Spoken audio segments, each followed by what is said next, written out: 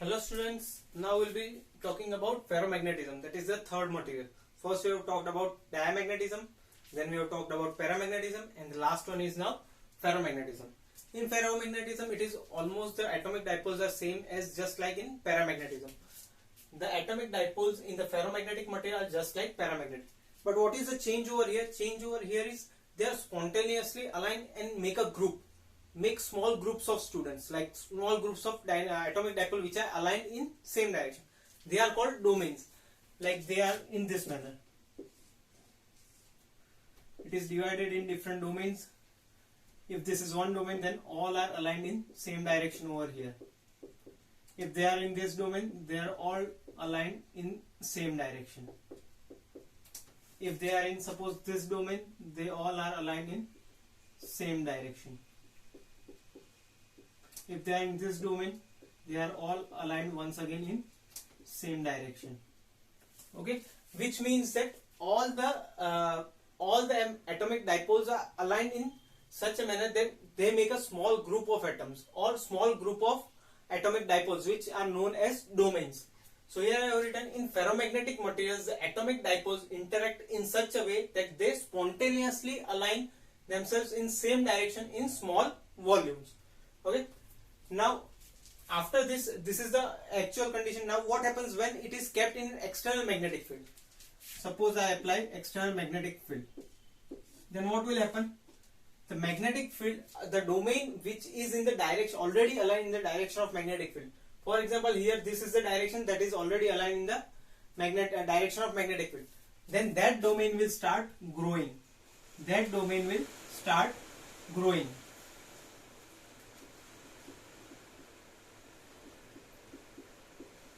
And other domains will be reduced. Other domains will be reduced in size.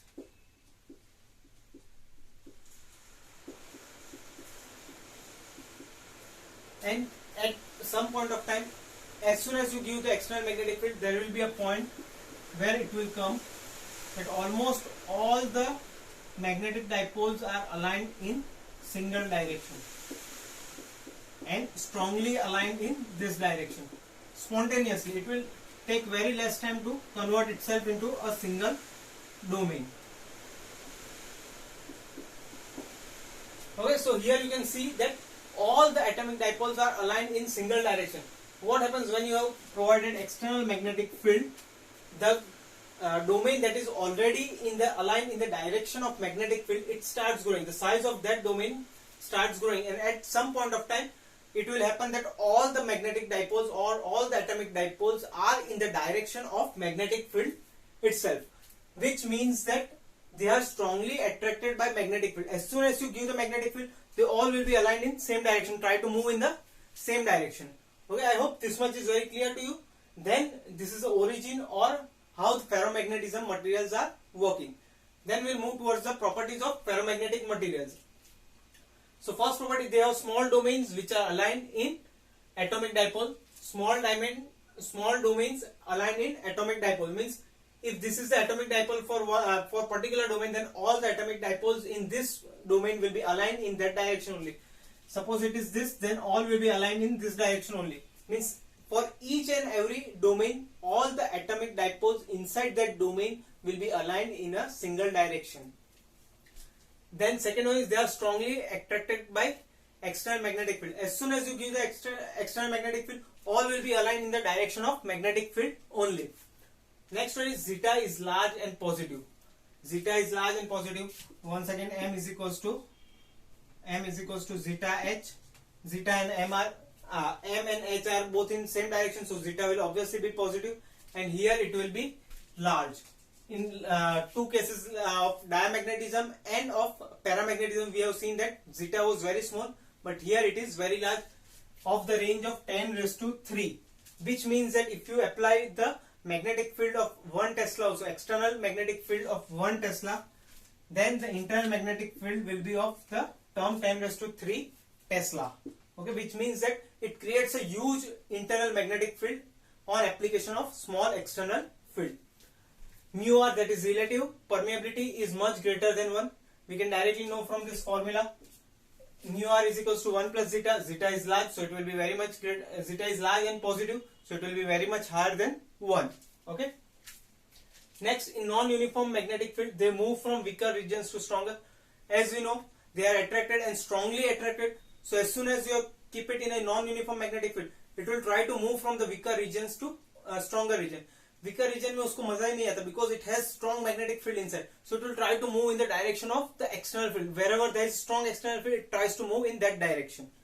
Like if we continue the example which we were talking from diamagnetism about students. Like if there are students working in a group, as soon as they get that someone is teaching something, so or there are intelligent students, what they'll do? They'll leave that place on the spot and try to run away from that and move towards the stronger field where others are studying or where someone is teaching them. Okay. Next is magnetic field lines become very dense inside the material. I'll rub this.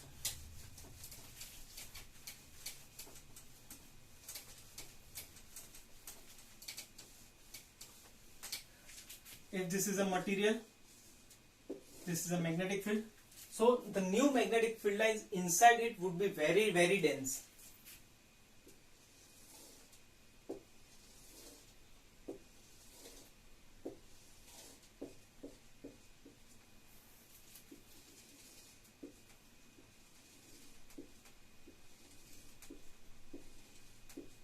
So here you can see that magnetic field inside the material is very, very dense.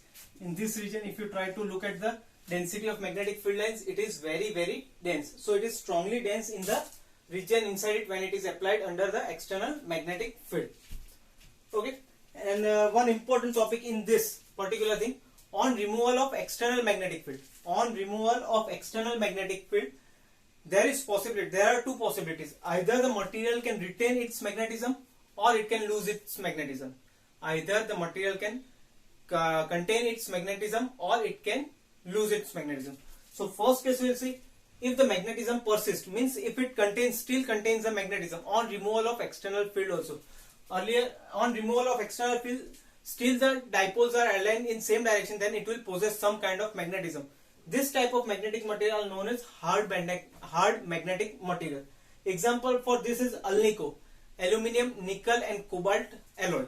An alloy of aluminium, nickel and cobalt. When you put it inside a magnetic field, it will align itself and become a permanent magnet. It is known as permanent magnet. Why it is known as permanent magnet?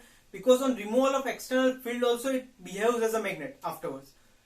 Earlier it was not a magnet. When you kept it in a magnetic field, it started behaving as a magnet, and on removal of external magnetic field also it keeps on behaving as a permanent magnet. And second is if magnetism disappears. If magnetism disappears, then they are known as soft magnetic material. Example is soft iron. We have used this in moving coil galvanometer. In the center we had a soft iron core. Why we had used that? To increase the magnetic field inside that material. To increase the magnetic field. Okay. When you revise it with moving coil galvanometer, at that time you will know why we had used soft iron core.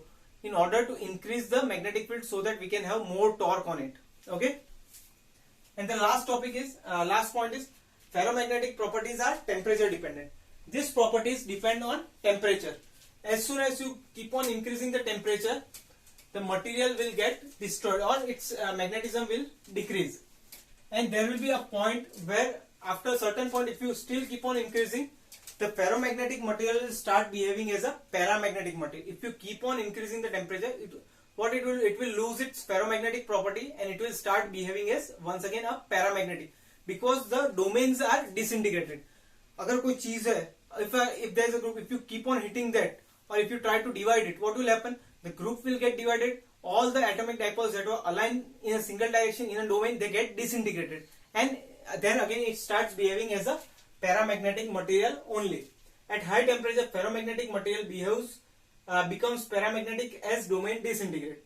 Okay, this transition temperature is called as Curie temperature. That particular temperature at which this ferromagnetism is lost and it gets converted back to paramagnetism, that point is known as your Curie temperature. And zeta about Curie temperature, is given by T is equal to C upon T minus Tc, where zeta is susceptibility, temperature is at which the transformation takes place, and Tc is the Curie temperature. Here always T will be greater than Tc. If the temperature is above the Curie temperature, then the ferromagnetism will be lost. Below that Curie temperature, the ferromagnetism cannot be lost. So if the temperature exceeds about the Curie temperature, then the material starts behaving as a paramagnetic material. I hope this all three materials are very clear to you. So start making notes and start studying. Till then, all the best. Have a nice day.